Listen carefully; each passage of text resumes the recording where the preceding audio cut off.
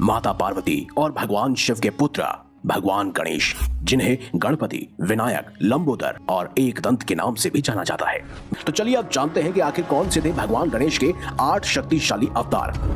8वें स्थान पर है महोदर अवतार। कहते हैं पुराने समय में मोहासुर नामक एक राक्षस था। उसने देवताओं तक को पराजित कर दिया था और स्वर्ग को अपने अधिकार में ले लिया था। सभी देवता उससे थर-थर कांपने लगे थे। ऐसे में वो स्वयं भगवान शिव के पास पहुंचे, लेकिन भगवान शिव ने कहा कि इसका हल केवल और केवल भगवान गणेश ही कर सकते हैं। तब सभी देवता भगवान गणेश की शरण में गए। तब गणेश जी ने महोदर रूप धारण किया। महोदर अवतार यानी कि बड़े पेट वाले गणेश जी। महोदर भगवान ने मोहासुर को खत्म कर दिया, वो भी उसे स्वयं खाकर और अपने पेट में पचाकर। दरअसल यहाँ मोहासुर का मतलब है मोह, और गणेश जी की भक्ति करने वाले लोग सभी तरह के मोह से दूर रहते हैं। अगर वो महोदर अवतार की पूजा करते हैं तो वह मोह से भी दूर रहते हैं।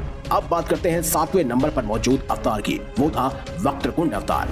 कहते हैं भगवान गणेश ने वक्रतुंड अवतार मत्सरासुर नामक राक्षस को खत्म करने के लिए लिया था। दरअसल मत्सरासुर स्वयं भगवान शिव का भक्त था और मत्सरासुर ने अपने पुत्र सुंदर प्रिय और विषय प्रिय के साथ मिलकर देवताओं तक को हरा दिया। तब देवताओं की मदद के लिए स्वयं भगवान गणेश जी आगे आए और उन्होंने वक्रतुंड अवतार लिया और मत्सरासुर का अंत कर दिया। दरअसल मत्सर भी एक बुराई है। मत्सर यानी कि जलन की भावना।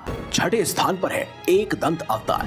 क्या आप जानते हैं कि आखिर भगवान गणेश का नाम एक दंत कैसे पड़ा? कहते हैं भगवान शिव के शिष्य परशुराम जी उनके पास उनकी शरण पहुंचे, लेकिन उस समय भगवान शिव तपस्या में लीन थे और उन्होंने स्वयं द्वारपाल के तौर पर गणेश जी को बिठाया हुआ था। उन्होंने कहा था कि कोई भी मेरे इस साधना में विघ्न न ले। ऐसे में जब परशुराम जी कैलाश पर्वत पहुंचे तो गणेश जी ने उनका मार्ग रोक दिया। इस पर स्वयं भगवान परशुराम ने अपने फरसे की सहायता से गणेश जी का एक दांत तोड़ दिया। इस वजह से ही बाद में परशुराम जी को जब एहसास हुआ तो ये तो स्वयं गणेश जी हैं, तो उन्होंने उन्हें एक दंत के नाम से संबोधित किया।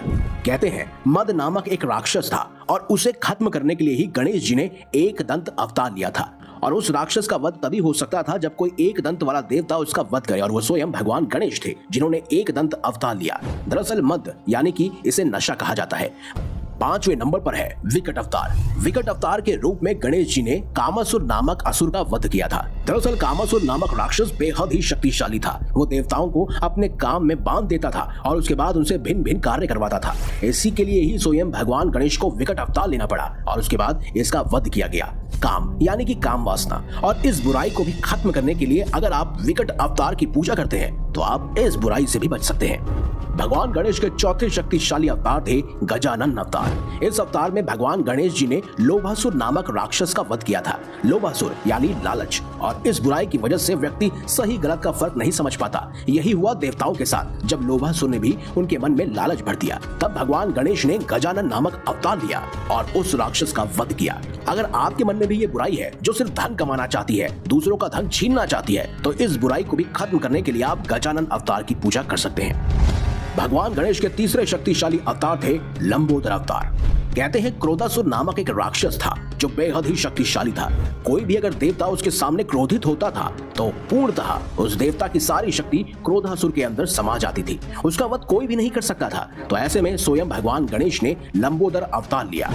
क्रोधासुर यानी कि गुस्से का प्रतीक, और गणेश जी की भक्ति करने वाले भक्त इस बुराई को जल्द ही नियंत्रित कर पाते हैं।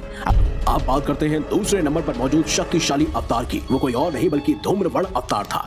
अहंतासुर नामक एक शक्तिशाली राक्षस था जिसके अंदर अहंकार की शक्ति भरी हुई थी। कोई भी अगर देवता उसके सामने अहंकार जताता, जैसे कि देवराज इंद्र, तो वह उन्हें बड़ी आसानी से हरा देता था। ऐसे में ही अहंतासुर ने स्वयं देवराज इंद्र को भी हराकर स्वर्ग पर आधिपत्य जमा लिया था। कहते हैं उसी राक्षस का वध करने के लिए गणेश जी को धूम्रवर्ण नामक अवतार लेना पड़ा था, जिसकी सहायता से उन्होंने इस राक्षस का वध किया था। अहंतासुर यानी कि अहंकार। इसी वजह से रावण, कंस, दुर्योधन जैसे शक्तिशाली लोगों का परिवार सहित नाश हो गया था। लेकिन अब बात करते हैं सबसे शक्तिशाली अवतार की। वो कोई और नहीं बल्कि विघ्नराज दुर्गा अवतार था जो स्वयं गणपति जी ने लिया था।